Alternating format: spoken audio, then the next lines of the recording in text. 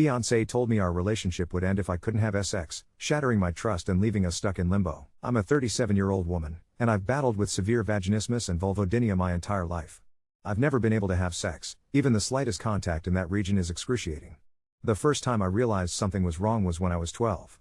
Tampons were out of the question, I couldn't even consider it. As I got older and tried to experiment, the pain and discomfort always shut me down. Relationships became something I avoided, fearing that inevitable moment when things would become physical. I genuinely didn't know how to fix myself, and some naive part of me clung to the hope that maybe with the right person, things would be different.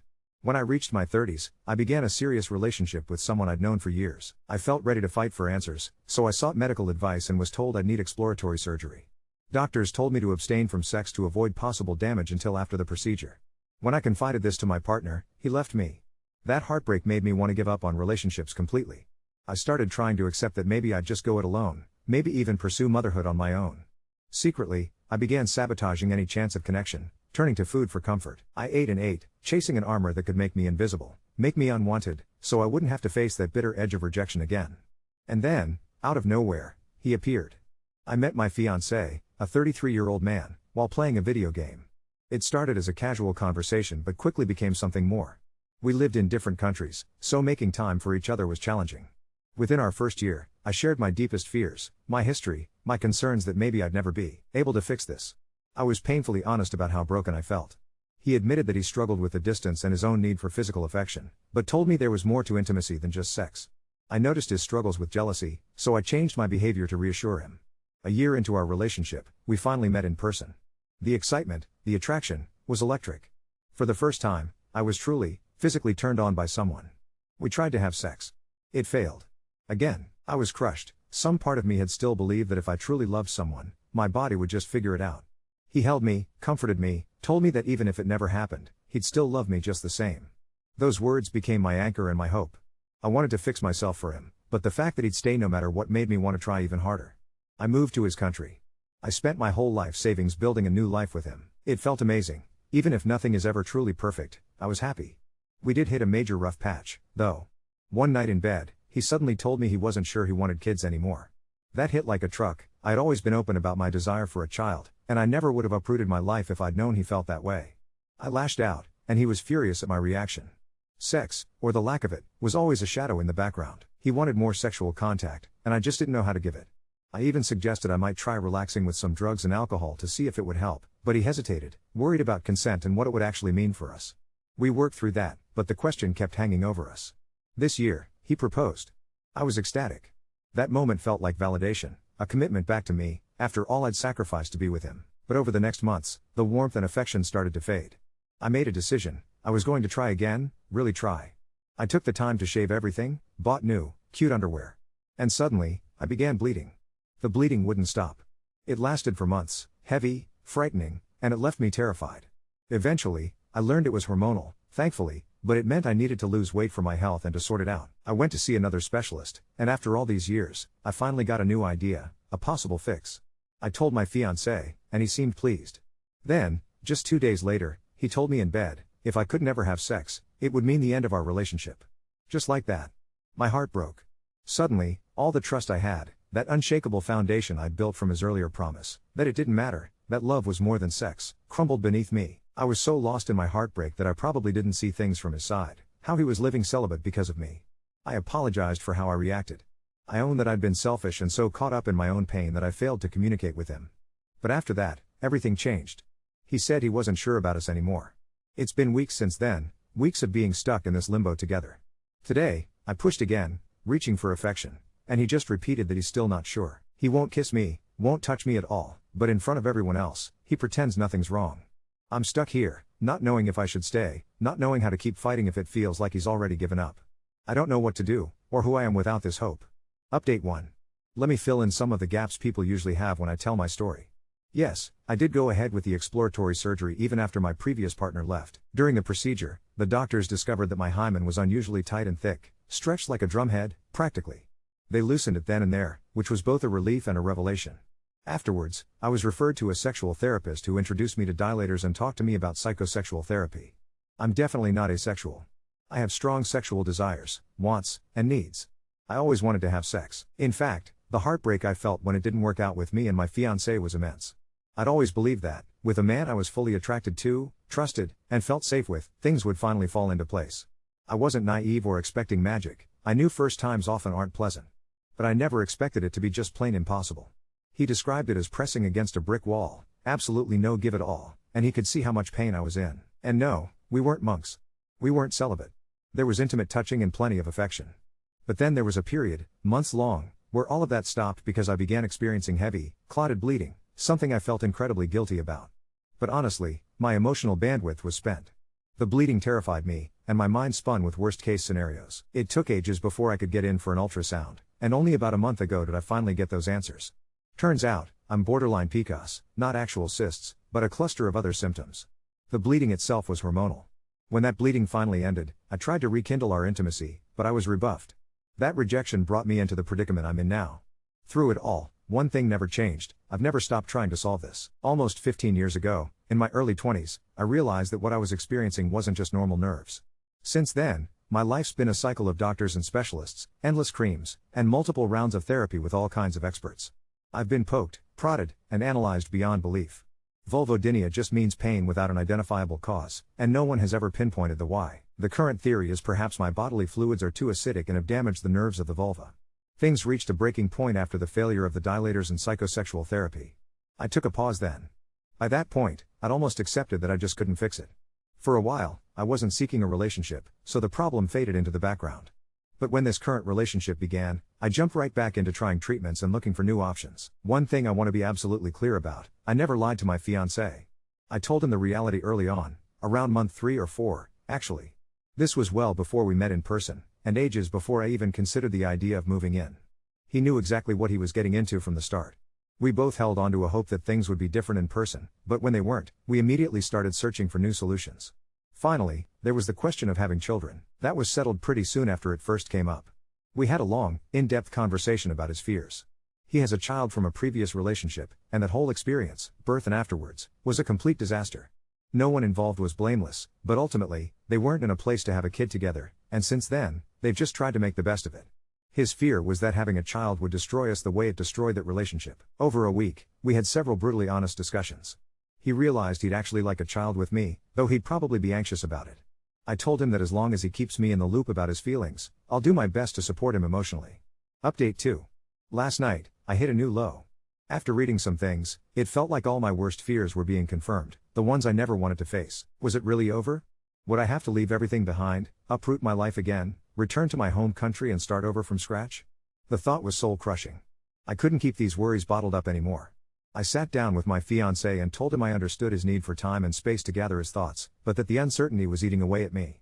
The way he pulled away from every bit of affection, how he'd say he wasn't sure about us but every now and then toss me some crumb of tenderness, it all just left me guessing, doubting, spiraling. He stayed quiet, offered no comfort, and I felt certain then and there we were done, or would be, very soon. I retreated to bed early. I still had work in the morning. But then, much later, he came to bed, and for the first time in 2 weeks, wrapped his arms around me. I could hardly breathe, stunned by the sudden warmth. He whispered apologies for withdrawing, admitted he'd been lost in his own head, his depression relapsing. He told me he loved me. He confessed he hadn't realized just how much our lack of intimacy was gnawing at him until he finally said it out loud, how he wished he'd brought his fears up much sooner. I apologized, too, for letting things slide, for getting stuck in my own mind and not reaching for him when things grew dark. I owned up to letting the physical part of our relationship fade because I was so overwhelmed. He apologized for not being there for me, for leaving me stranded, too focused on his own struggles, a defense mechanism he's always had. I told him how sorry I was for being so defensive. That conversation was long, painful, but also cleansing. He promised me, sincerely, that no matter what happens with my upcoming treatments, he really would be by my side. He suggested maybe we should see an intimacy therapist, just to help us stay aligned and close even if penetrative sex wasn't possible. I readily agreed. I'll never turn away support when we both clearly need it. He admitted that, privately, he'd hoped things might change with time. That as I relaxed and felt secure, since, yes, I am a bit of a wimp about pain, and I know it, maybe penetrative sex would sort itself out on its own. But now he's realized there is something physical, not just mental, at play here, and that realization scares him. Still, he promised me, even if we never have penetrative sex, he'll be happy as long as we keep being intimate, keep showing each other love in all the other ways that matter. I completely agreed. My heart felt lighter. This morning, before I dashed off to work, he held on to me, all tangled up like an octopus. He asked if I was wearing my ring, a quiet question, with a soft smile when I showed him I was. There's still a long, winding road ahead, and we're going to need to keep being brutally honest with each other. But this was the first time in weeks where it didn't feel like my relationship was standing on a trapdoor with an axe swinging overhead. I know people may doubt if we'll make it, I have my doubts too, sometimes. But after letting the raw truth cut through so much of what was festering between us, I finally feel like some real healing can begin. That will take time, and it will take work from both of us. Wish me luck with my treatments. I'm not giving up.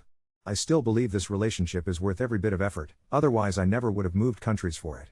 Every couple struggles, intimacy is never simple, and we just have a few more hurdles than most. But I'm ready to fight for us. Update 3. 3 weeks have passed since that breakthrough conversation, and I thought we were finally on solid ground. We started seeing Drive Martinez, an intimacy therapist, and those sessions felt like they were opening doors I didn't even know existed. We were communicating better, touching more, not sexually, but affectionately. Hand-holding, cuddling on the couch, stolen kisses in the kitchen. It felt like we were rebuilding something beautiful. The treatment plan was moving forward too. I'd started a new topical medication, and while progress was slow, there were tiny signs of improvement. For the first time in months, I felt genuinely hopeful about our future. Then last Tuesday happened. I came home early from work, my boss had sent me home with a migraine, and found my fiancé's laptop open on the kitchen counter. The screen was still lit, showing what looked like a message thread. I wasn't snooping, honestly. I was just going to close it so the battery wouldn't drain, but something caught my eye. My name. In a conversation with someone called Mia. My heart stopped. Sarah's trying again with some new treatment, he'd written. But honestly, I don't know how much more of this I can take. Sometimes I wonder what it would be like to be with someone normal. I felt sick. My hands were shaking as I scrolled up through their conversation history. Mia was a coworker from his office, someone he'd mentioned casually before, but never in a way that set off alarm bells.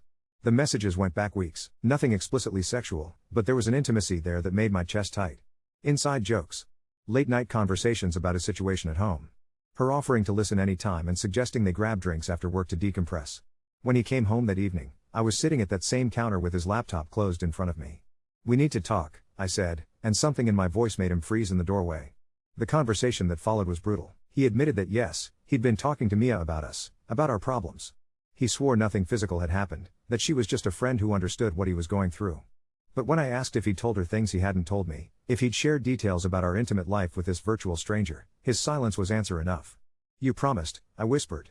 3 weeks ago, "You promised we'd face this together." "I know," he said, and for the first time since I'd known him, he couldn't meet my eyes. "But Sarah, you have no idea what it's like.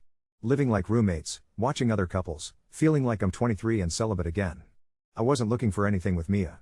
It just happened." The worst part? I understood. God help me, I understood exactly what he meant.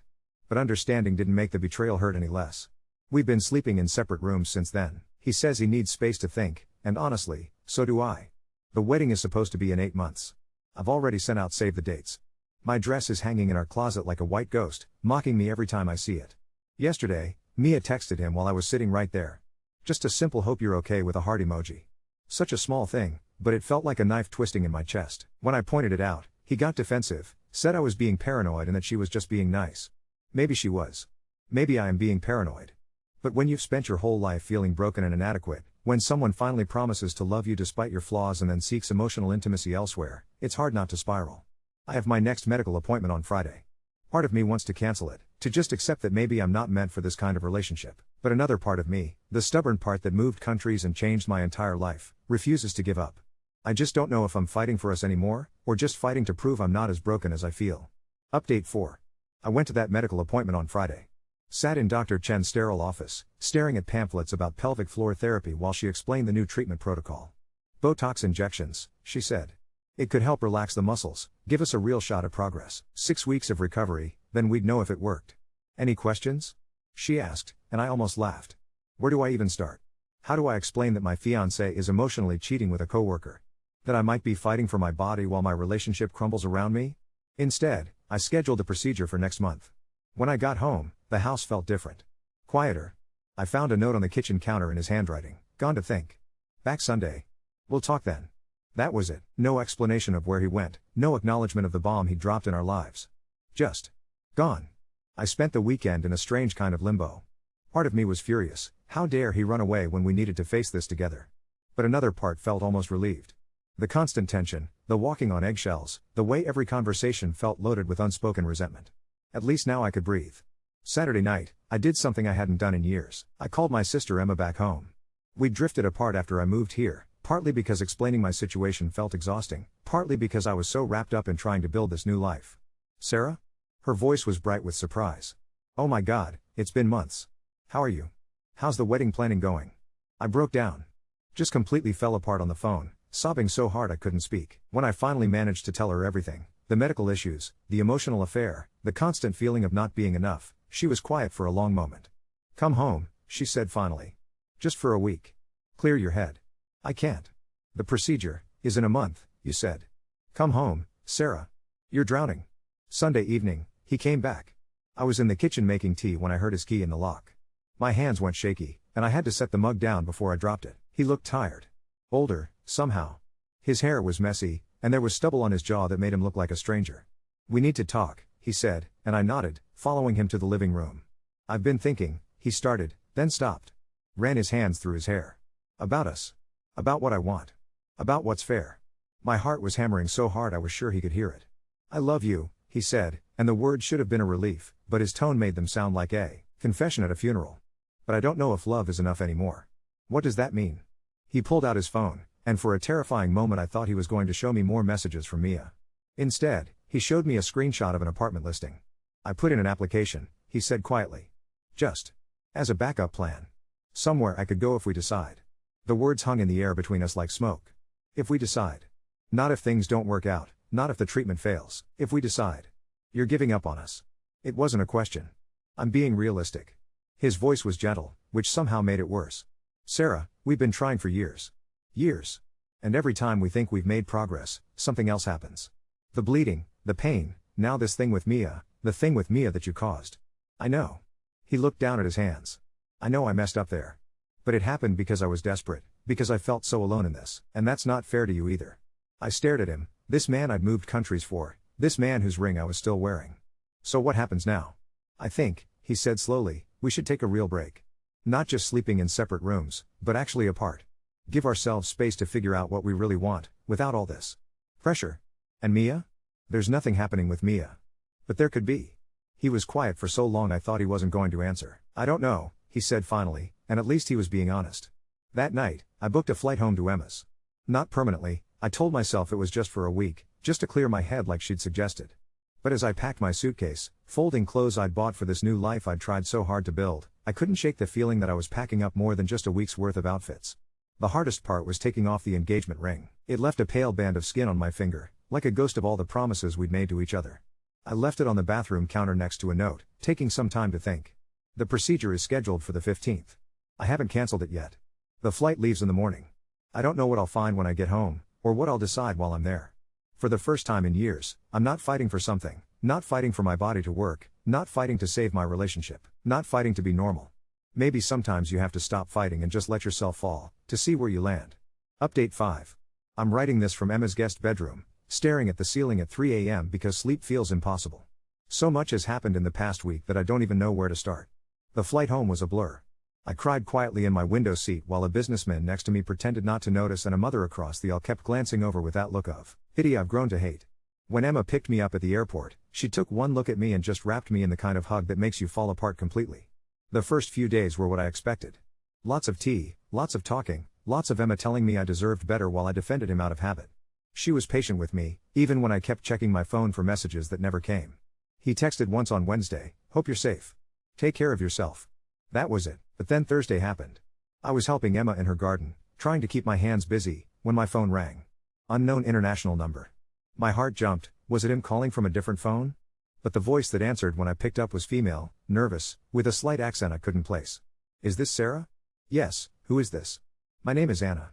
I think we need to talk about Marcus. My blood went cold. I'm sorry, who are you?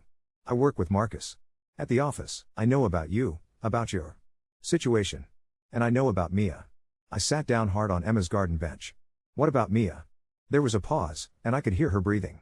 She's not the only one. The rest of that phone call is burned into my memory. Anna told me she'd been watching Marcus for months, the way he flirted with different women in the office, how he'd complain about his complicated situation at home to anyone who would listen. Mia was just the latest, but there had been others. Coffee dates that ran long, after work drinks, a weekend conference where he'd shared a hotel bar with someone from the London office until 2 a.m. I'm telling you this, Anna said, because my sister went through something similar. Her husband made her feel crazy, like she was imagining things, while he was. Well, you seem like a nice person from what little he said. You deserve to know. When I hung up, Emma found me sitting in her garden, staring at my phone like it had bitten me. What's wrong? I told her everything Anna had said. Emma's face went through about 5 different emotions before settling on pure rage. That absolute bastard, she whispered. Sarah, you have to. I have to what? I snapped, surprising us both. I have to what, Emma? Go back there and confront him? Demand explanations? I can't even have sex with him, and apparently he's been shopping around for 2 years. The words hung in the air between us, ugly and raw. Emma sat down next to me, and we were quiet for a long time. That night, I made a decision. I texted him, we need to talk. Video call tomorrow at 8 p.m. your time. His response came an hour later, okay. I miss you. I stared at those 3 words until they blurred together. Did he miss me, or did he miss the idea of me? The safe option waiting at home while he explored other possibilities? Friday's call was devastating. He looked terrible, like he hadn't been sleeping either. But when I told him about Anna's call, his face went white, then red, then white again. Sarah, I can explain, can you? My voice was steadier than I felt. Can you explain why you've been telling half your office about our private life? Can you explain weekend conferences and late-night drinks and making me feel like I was losing my mind? He was quiet for a long moment. When he finally spoke, his voice was small. You're right, you're completely right. I've been a coward and a liar, and I've hurt you in ways I can't take back. Is any of it true? What Anna said. He nodded slowly. Most of it. I never crossed any physical lines. But emotionally? Yeah. I was looking for something elsewhere because I felt so trapped, and instead of talking to you about it, I made you the problem instead of facing that maybe we both were struggling. I wanted to hang up. Part of me wanted to scream at him, to make him hurt the way I was hurting. But another part of me felt oddly calm, like a fever finally breaking. I'm canceling the procedure, I said. Sarah, no. Don't do that I'm not doing it because of you, I interrupted. I'm doing it for me. I've spent 15 years trying to fix myself for other people, for relationships that were never going to work anyway. I need to figure out who I am when I'm not constantly fighting my own body. He was crying now, quietly, and seeing him cry should have made me feel something. It didn't. I love you, he said. I know I've fucked everything up, but I do love you. I know you do. But love isn't enough, remember? You told me that. Yesterday, I called Dr. Chen and canceled the procedure. She was understanding, told me I could reschedule any time if I changed my mind. Then I called a lawyer Emma recommended, just to understand what untangling my life from his would look like. But here's the thing that's keeping me up tonight, I don't feel broken anymore. For the first time in years, I don't feel like I need to be fixed. Maybe my body works differently than other people's. Maybe sex will never be easy or pain-free for me. Maybe I'll never have that fairy tale romance where everything just clicks into place. But maybe that's okay. Emma is flying back with me next week to help me pack my things. I don't know if I'm staying in his country or coming back home permanently. I don't know if we'll try to salvage something from the wreckage of us, or if this is really the end. What I do know is that I'm tired of shrinking myself to fit into other people's definitions of normal. I'm tired of apologizing for taking up space. I'm tired of believing that love means constantly proving you're worth someone's patience. The ring is still sitting on that bathroom counter. I wonder if he's moved it, or if it's just sitting there like a reminder of all the promises we made when we still believed love could conquer everything. Maybe it can't. Maybe some things are just too broken to fix. Or maybe the thing that needed fixing was never my body at all.